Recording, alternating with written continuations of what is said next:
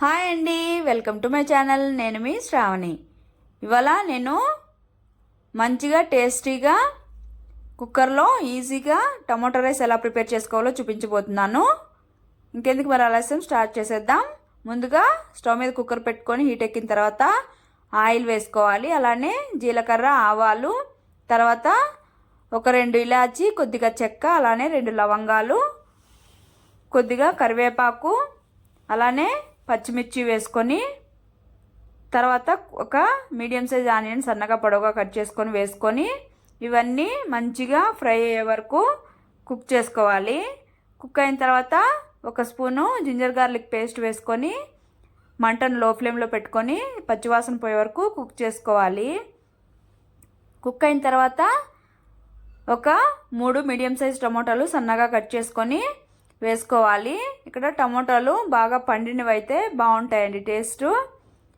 వేసుకొని అది కూడా కుక్ అయిన తర్వాత కొద్దిగా పసుపు, అలానే కొద్దిగా కారం, తగినంత ఉప్పు వేసుకొని తర్వాత నేను ఇక్కడ MTR టమోటో రైస్ పౌడర్ వస్తుందండి, అది 1 స్పూన్ యాడ్ చేసుకున్నాను. తర్వాత కొద్దిగా బఠానీ యాడ్ చేశాను, క్లిప్ మిస్ అయింది. యాడ్ చేసుకొని ఇదంతా మంచిగా గుజ్జులాగా అయ్యే వరకు ఒకసారి ఫ్రై చేసేసుకొని కుక్ చేసుకోవాలి. తర్వాత నానబెట్టుకున్నటువంటి రైస్ వాటర్తో సహా వేసేసుకొని ఒకసారి మిక్స్ చేసేసుకొని కుక్కర్ మూత పెట్టుకొని మీడియం ఫ్లేమ్లో 2 విజిల్స్ వచ్చే వరకు కుక్ చేసుకోవాలి.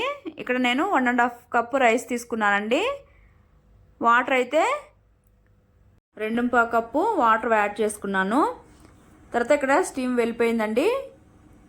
చూడండి, మూత ఓపెన్ చేసి ఇలాగా రైస్ అడుగు భాగం నుంచి తీసుకోవాలండి. బాగా చూస్తుంటేనే నోరు ఊరిపోతుందండి అసలు.